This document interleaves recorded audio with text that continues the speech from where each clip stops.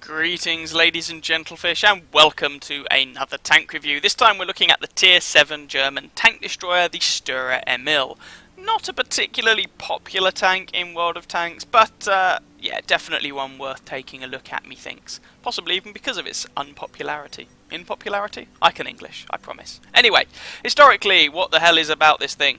So this came about because there were a couple of chassis of a prototype tank proposal called the VK3001H that were lying around essentially, and so the Germans decided to make use of them. They took the chassis, and I don't have a VK, but if you have a look at it you'll see the chassis is fairly similar. They took the chassis, lengthened it a bit, slapped an open-topped fighting compartment on the top of the chassis, much like you had on the Hummel, and then stuck a dirty great big 12.8cm gun out the front. Sent it off to the Eastern Front, and, well, there we go. There it served. This is a historical machine. There is an existing one in the Kubinka Tank Museum. Perhaps unsurprising that it's in Kubinka, given that it went to the Eastern Front and the Kubinka Museum is in Russia, but whatever. And it did mount a 12.8cm gun, and even the ammunition capacity for that gun is historical. This was a there were only a couple of these things made, so calling it an experimental design is perhaps a little bit flashy. It's more that they were using up chassis of tanks, I think. Anyway, that's where this thing fits in historically. What is it that we get in the game? Well, this falls on the second German tank destroyer line, the one that doesn't really pack any armour and is all about that gun. So if we have a quick look at that tank destroyer line, we can kind of see where this thing comes from. You've made your way down through the Panzerjäger 1, Marder 2, Marder 38T, and they're all pretty flimsy machines, and we're then going up to the Panzersoufflé 4C, the Nashorn at Tier 6. They've all been of a very similar ilk, very flimsy tanks. Varying speeds, but not particularly well armoured. That's a trend that continues with the Sturer Emil, and that's a trend that will continue all the way up to the Grille 15 at Tier 10.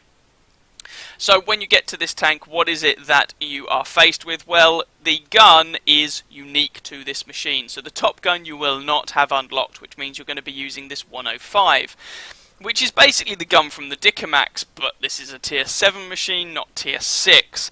The gun isn't terrible, but the 169 penetration on a machine that will regularly see Tier 9s and is a tank destroyer and doesn't have the mobility to get around the flank, that feels a bit lackluster. I mean, you can fire premium ammunition, but 227 penetration is decent, but still not outstanding. So, yeah, the gun is serviceable, but not fantastic. Free XPing the top gun isn't necessarily a terrible idea. It does cost you 58,500 experience, though. I'll leave that up to you. As for the other modules, I mean, the middle radio, it makes you wonder why they even bother with this thing anymore. It's used on everything and its wife, you'll already have that unlocked. The top radio, I mean, it's used down on the Sturmpans or a lot of the lower tier SPGs and light tanks and whatnot. But interestingly, I believe, I believe this is the first tank destroyer in this line to use this radio, so you'll have to unlock that. Engine-wise, this engine is unfortunately unique to this tank, and only takes the horsepower from 300 to 310. The chance of fire does go down a little bit, but at the point at which you're being shot at, things have clearly gone wrong anyway. So, speaking personally, I would say, perhaps bizarrely, the things you want to prioritise are the gun, because the bigger gun is really where this tank is at, and the radio, because this intermediate radio with a 310 meter signal range is terrible. For a tank destroyer, you need to be in signal range of people in order for you to do anything. So I would actually prioritise this radio and mount the suspension when you need to. The engine can come last because it really doesn't offer that much in the way of an upgrade. So when you have this tank fully pimped out, what is it that you are getting? Well, we'll talk about the gun in a moment, but as I've already mentioned, the survivability of this machine is not very good. 850 hit points is not bad for a Tier 7 tank destroyer. It's not great, but it's not bad. But 50 frontal armour, yeah, that's not going to bounce anything. I mean, that would have been dodgy at Tier 5, let alone Tier 7. 30 side armour, 30 rear armour. This is HE penetration central. People are often not going to penetrate you frontally with high explosive. They'll usually need armour piercing for that, so if you're trying to kill one of these, bear that in mind. But from the sides and rear, HE into this fighting compartment, and this thing is going to feel a whole world of pain. Mobility is bad. It's a 36.5 ton tank with a 310 horsepower engine. Your specific power is less than 10 horsepower per ton, 8.49. Top speed going forwards of 25, backwards 12, traverse speed 37. The mobility of this thing is pants. Bear that in mind. Concealment, it's a tank destroyer, so the concealment values are not bad. They're not great. This isn't a small tank. I mean, even if you compare it with something like an AT-7, that is lower profile than this hulking, great, huge thing. But, yeah, it's not bad. In terms of spotting, you have a 370 meter view range, which is also not great at tier 7. So I would recommend, when we come to equipment, I recommend binos with this thing. If you slap up optics on, in my opinion, optics on top of a 370 meter view range, unless you've got a seriously badass crew, that's not going to be particularly fantastic. You probably want binocular telescopes instead. Signal range, when you have it fully upgraded, is absolutely fine. Now let's have a look at the gun. This is really the money maker. This is what the tank is all about, and on this entire line of tank destroyers, the machines are really about the gun. A 128mm gun at tier 7, and you know, therefore, it's going to hit like a truck. 4.35 rounds per minute, so you're going to have a long reload. 231 penetration is actually quite a lot on a tier 7 tank destroyer. The AT-7 gets 226, I think it is. The Su-122-44 there gets 175. The Kruppstreher Waffenträger gets 200, just over 200. Ditto for the Jagdpanther. How about the M56 Scorpion? That gets 219. So 231 is good penetration to have on a tier 7 TD. 490 alpha damage. This feels like using a BL-10 at tier 7. When it hits people, they know all about it. You'll notice, however, that this thing only has 2 ammunition choices, armor piercing and high explosive. There is no premium round, so you cannot increase that 231 pen. I mean, it's fine, 231 pen is perfectly sufficient, but you cannot increase it. Good high explosive rounds, 630 alpha damage, 65 penetration, but there's a big caveat that we'll come on to in a moment. 0.36 dispersion at 100 meters. The accuracy is decidedly mediocre. It's not terrible, but it's not great. And given that a lot of the time you probably want to be taking shots with this tank at fairly long range, that accuracy does feel a little bit, yeah. The shell velocity is also not fantastic. 2.5 second aim time, also not great. And the thing I wanted to mention, and I alluded to this earlier on, this thing with the top gun only carries 15 rounds of ammunition. 15. Now they might do 490 damage per shot, but 15, that's not very many. So if you're going to take any of that good high explosive, you want to limit how much you take. I have 1 round of HE just for the Borsigs of the world, or if I want a decap, because 128mm HE is going to do some damage, and then the rest I've gone for armor piercing. One other thing we should probably mention, the gun depression on this tank is 15 degrees. That is a departure from previous tanks in the line. The gun depression on this tank is excellent, and that really informs how you want to play it. Go up to a ridgeline, poke your gun over that ridgeline, like shooting all the way down. Don't expose very much of your tank because the gun is mounted close to the top of the machine, and shoot people, and that's really how you want to play it. On the flip side, the gun elevation is terrible at only 10 degrees, so you struggle to shoot people when they are above you. The gun traverse is not particularly good. It's 5 degrees one way and 7 the other. You have a very narrow gun traverse, which can be problematic and can get you killed. In terms of equipment, rammer, you want a rammer. The other available options, well, I mean, you can't take vents, so there's that. I've already mentioned my opinion on coated optics, binocular telescopes, all that jazz. I used a camo net as my third choice, so I was running rammer, binos, camo net. You could go for an enhanced gun lane drive just to speed up the aim time. I wouldn't bother with any of the others, because if you're getting shot in this thing, you're doing something wrong. Crew skills, nothing really too surprising. This wants to be pretty sneaky, so you're looking at 6th Sense on your commander and camo on everybody else. Nothing too surprising there. And I think that's enough waffle. We're going to have a quick look at module locations and the armor profile, and then I'll show you some gameplay. Okay, so some things to bear in mind when shooting at this thing. The little prominent hatch doodah on the right hand side of the tank, as you look at it from the front, is where the driver lives, so shoot there and you'll give him a bad day. And you can shoot through to the engine and whatnot from the front, because if you have a look at the side profile, the engine kind of sits in the hull, not the fighting compartment obviously, kind of below where the gun comes out of the fighting compartment. If you shoot it in the rear section of that fighting compartment, you're likely to hit the ammo rack back here, and that's pretty much all you need to know with regard to shooting this thing. It's a similar deal from the other side, engine, ammo rack, and obviously you can still see the bit with the driver. So armour for this thing, as I mentioned in the garage, I mean, if you're looking at the fighting compartment, 15, 20, 20. From the side or rear, just shoot it with HE and you'll make the Sturer Emil very sad indeed. If for whatever reason you're shooting it in the rear of the hull, it's slightly harder, but it's still only 30mm at the back and 30mm on the sides. The only armour this tank really has is on the front. So if you're looking at this thing straight on, you have a lower front plate that is about 60mm of effective armour. Then the mid plate, the outside section, is 50mm, a mid section that's 65, but all of this you can penetrate every day of the week. There's a plate up here that's 35mm thick. Again, you can go straight through that. It's worth pointing out, however, that this and this are at auto bounce angles. So you would need, what is it? It's a 35mm plate, so you would need a 106mm gun or larger to overmatch that and go straight through.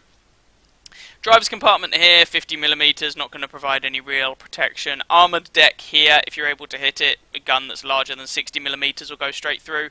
Front of the fighting compartment is 50, again, nothing too challenging. Where you've got this gun shield, there are some bits that can get up to about 200 effective or close to, but a lot of it is sort of 50 or 100. If you use all of this tank's quite considerable gun depression,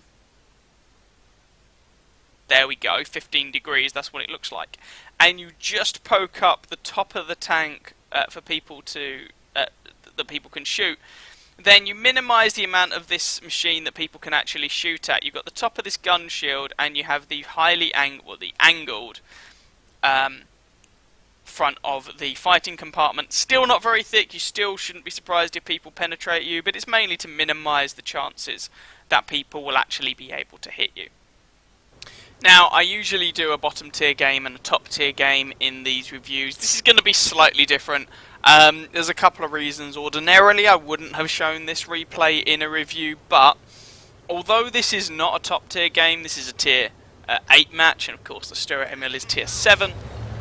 I did think this game gave a pretty good showcase of the alpha damage of this gun.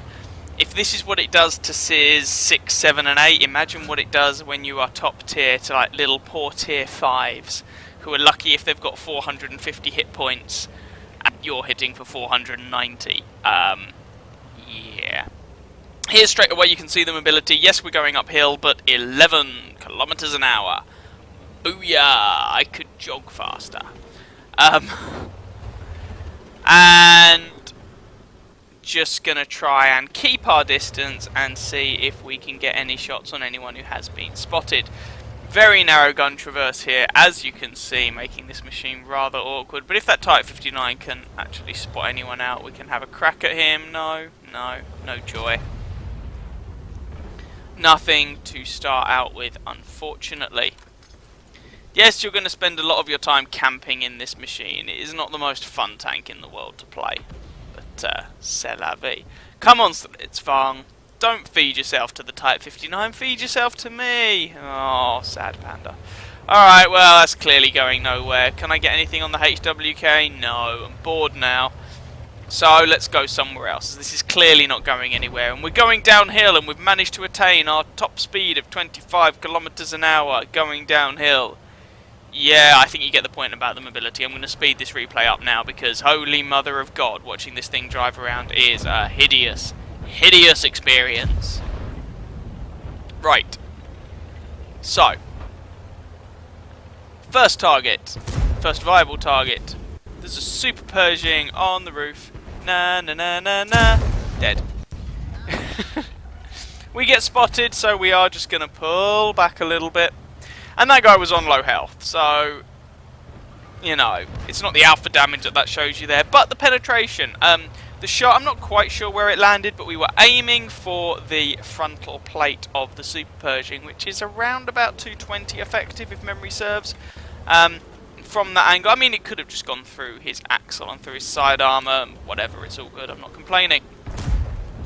And Scorpion, and I don't pull the trigger. The thing is, you don't really want to take speculative shots in this tank. You have such a long reload, plus your...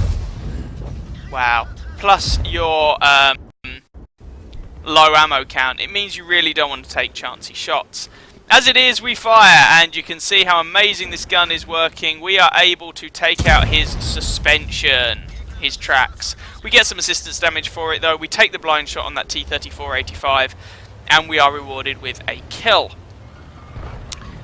He had taken some damage before my shell actually landed. We didn't do like 550 damage to him. IS, really? You sure you want to do this? Yeah, apparently you do, because Bedoing... Like I said, the accuracy on this gun is kinda mediocre. Which means you can't always rely on the shots going exactly where you'd like them to go, and yeah. So far, we've done 145 damage that we have seen, and some damage that we haven't on that T-34-85. Again, I'm just going to speed this along a little bit, because, yeah, this thing is painful when it comes to moving. But our team is winning, and we do appear to be having the better of the engagement on this side of the map. So I want to see if I can use my gun depression to actually shoot some peeps. Something I've not have been able to do in either of this tank's predecessors, either Tier 5 or Tier 6. Hello, Mr. IS. Goodbye, Mr. IS. Didn't need all of that 490 alpha to finish off that Tier 7. I mean, 490, that's quite a lot of alpha for Tier 9 heavy tanks. This is a Tier 7 machine. Go figure. You pay a lot for that alpha damage, but still nice to have. So again, just going to speed this along, because watching this thing trundle forwards is a painful experience for everyone involved. How are Mr. Blackprint? 152mm of frontal armour. I roll for 524 alpha damage. Yeah, that's going to leave a mark. Woo. Woo. One more shell should kill you, unless everyone else gets there before me, which they probably will. I take another hit from the Black Prince. I mean, I'm not going to bounce his little 17-pounder there with my 50mm of armour, but never mind. He's dead. And that just leaves the HWK, T-34-100 Achilles, and a Hummel, and our Leo and Scorpion both just got deleted. Can we do something about this Achilles by poking our gun over this ridgeline with my 15 degrees of gun depression? Hello, Mr. Achilles, how are you today? You're dead. I take a hit from the T-34-100 there, but and one from the HWK, but I thought it was going to be worth it to finish off that Achilles. 485 damage, still not up to my average damage of 490. You know, that alpha damage, yeah, it's quite a lot, in case you hadn't worked it out already. So, who's next? Let's go and see if my 15 degrees of gun depression is going to allow me to shoot up this T-34-100. It's just him and the Hummel remaining. The HWK has gotten himself killed. Boom, headshot. Didn't properly aim that one, but I thought at this stage it's worth just having a punt. And against artillery, I would often load high explosive, but my alpha damage is so high I really don't need to against the Hummel here. Again, just going to speed this along a little bit until someone finds him. Oh, there he is. He comes around the corner and headshot. He is dead. There we go. That was the game. So let's have a look at the post-battle stats for this one. Here we go then! That's another reason why I wouldn't normally have shown this replay. It was an ace tanker. But we'll get to that in a second. So, ace tanker, fire for effect, sharpshooter, bruiser, and a Top Gun medal for those 6 kills. We never actually shot anyone more than once, but in most cases once was all it took. We ended up doing 2,255 damage and of course got those 6 kills. Now, an ace tanker in this machine was achieved here with only 1,050 base experience. So again, I'm highlighting that the ace requirements for this machine are quite low. People don't seem to like it and or don't seem to play this tank all that well. So, go figure, I guess. 9 shots fired, 9 hits, 7 kills for that damage count. As it ended up in that game, a lot of that damage was from relatively close range. 4 hits received, our armour did nothing, 8 enemy vehicles damaged, 6 destroyed, 600 assistance damage, and a 22,000 credit profit for that match. So that ended up being quite a nice one to showcase the alpha damage on the gun, and also the low experience requirements for an ace tanker. Here we are then, a tier 9 match here on the Siegfried line, and it's an assault game and we're on the attacking team. That is not a combination I personally like to see in my fragile tank destroyers because it can be quite difficult to actually meaningfully impact the game.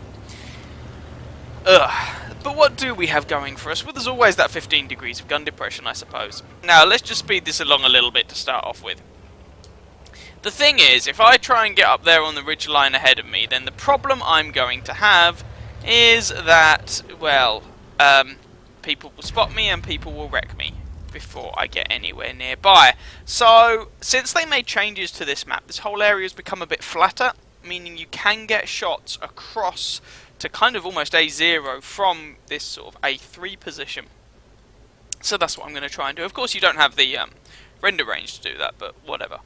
So that's what I'm going to attempt to do. So currently just sitting here waiting for that T-34 to crop back up, but it doesn't look like he's going to. And our object 430 appears to be trying to spot something or someone. Is the Oni going to pop out and give me a shot at him? It would be nice. Oh, T-34, either of you will do. Come on. No T-43, don't get in the way. This is a big, big, big gun. Anyone. Anyone at all. T-34 has gone somewhere else. He's gone out of render range. That's a shame. Oni, come on. You know you want to, mate. Or the Tiger, or anyone. Oh, it can be really quite tiresome waiting for people to drive in front of your gun. Who'd have thunk? That T-69's getting a little bit wrecked, and I'm getting a little bit bored. So I decide to relocate. Just going to speed this along a little bit because once again... Oh, now the Tiger comes out. Typical. Once again, watching a Sturer Emil drive across the map is a really, really tedious experience. It's even worse being in it. Right. Okay. People have died. Who is left? 5-2. Oh, our team seems to be doing alright. Okay. Using my 15 degrees of gun depression, I get spotted, and, well, that's a bit of a pain. So, the SU-101 and the Lorraine were last spotted over on that hill. I really wanted to get my binos up, but I get spotted out before I'm able to. It's a little bit of a shame. Can I use the trees over here to do something? Maybe. Not sure. Come on, trying to have some sort of meaningful impact on this game. And, right, okay, well, there's the Lorraine. Ooh, 340 hit points, 490 alpha damage. There we go, 1 shot, 1 kill. We've made an impact, and we take out one of their artillery. And we're just going to move along the ridgeline a little bit and see if we can pull a similar trick. Maybe on the SU-101? He has a few more hit points, I grant you, but this gun will still make a bit of a mess. Ooh, 522. There goes almost half of his health. Oh, he's looking this way, but I'm tempted to try it anyway because, you know, we can trade shot for shot. He's a higher tier than me, and that'll be quite funny. Binos up. Oh, he's behind a bush. meanie. Oh, there he is. Running for his little life. Another 522. Hey, same damage roll. And the guy's left on 56 health. That's a tier 8 tank, by the way. A tank destroyer, I grant you, but still a tier 8. And he is dead. And there's only 3 of them left at this point. And in those 3 shots, we've actually managed a respectable amount of damage. Because this gun hits like a truck. Right, T-34-1's on the other side. We're never going to get over to him in time. We might, depending on where the Sturer Emil is, manage to get onto him. Or we might manage to kill their other artillery and pick up a Pascucci's medal. Time will tell. I don't know which way this is going to go. I honestly cannot remember. Oh, I've been spotted. Oh, no. No. Oh, there's the Sturer Emil. Right. Oh, he puts one into me. He's damaged my gun. I put one into him. Low damage roll, but I can't really complain after those rolls of 520. If he's loaded HE, oh no, or if the enemy artillery gets me, this is all going to be over. And he was actually using the small gun, bless him. Stock Sturer Emil.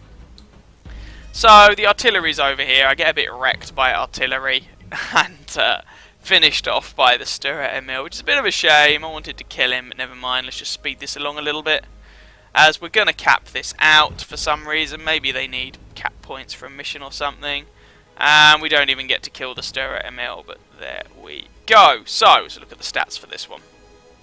Now, we only actually connected 4 shells that entire game, but we still walked away with 2nd class mastery and a Fire for Effect medal, because 490 alpha damage at tier 7. Go figure. Came 3rd on our team, by experience done. Shout out to the 430 on our team. He had a good game by the look of it. Well done to him. And, yeah... Well, there we go. 4 shots fired, 4 hits, 4 pens, 1,857 damage. Most of which was from fairly close range. 3 hits received. Our armour did pretty much nothing. 1 enemy vehicle spotted, 3 damaged, 1 destroyed, 196 assistance damage, 10,500 credits profit. There we go. Sturer Emil. It's all about that alpha. So, what are my thoughts of this thing? Well, it really does epitomise the line it is on. This thing is all about the gun. And using that gun. The mobility is horrible, the armour is terrible, the camo isn't even all that good, but the gun does hit hard. 15 degrees of gun depression. I mean, if this thing didn't have 15 degrees of gun depression, I think it would be undoubtedly the worst tier 7 tank destroyer. But it does. And 15 degrees of gun depression... with a 12.8 centimeter gun at tier 7, that forgives a lot of sins, I'll be honest. I still don't like this tank, but I can see why you might. If you like having those large alpha damage guns, if you like playing the ISU 152, actually, if you play the ISU 152 and you like it, but you wish it had more gun depression, even at the expense of some mobility, this tank might be for you. It is that sort of machine. I will certainly not be keeping it. I was very glad when I aced it, and given where the ace requirements are for this tank, the ace requirements are very low for a tier 7 machine. I think most people are in a similar boat. Most people don't seem to like this tank. But, I mean, I only really played it for the daily doubles, and it didn't take me that long to unlock the 71,000 XP for the tier 8, for the Rheinmetall Borsig. So, yeah, I would say it's not the most painful grind in the game, purely because it's not that long. Tier 7, I mean, it's still long enough, don't get me wrong, but it's not like it's at tier 9. There are some horrific grinds at tier 9, and compared to those, this thing is nothing. So that's where I come in. I don't like it. A lot of people don't seem to like it. I can see why you might enjoy this thing. And from tier 8 and upwards, it's a bit of a departure again in that the tanks suddenly gain a turret, sorry, which this does not. So, there we go.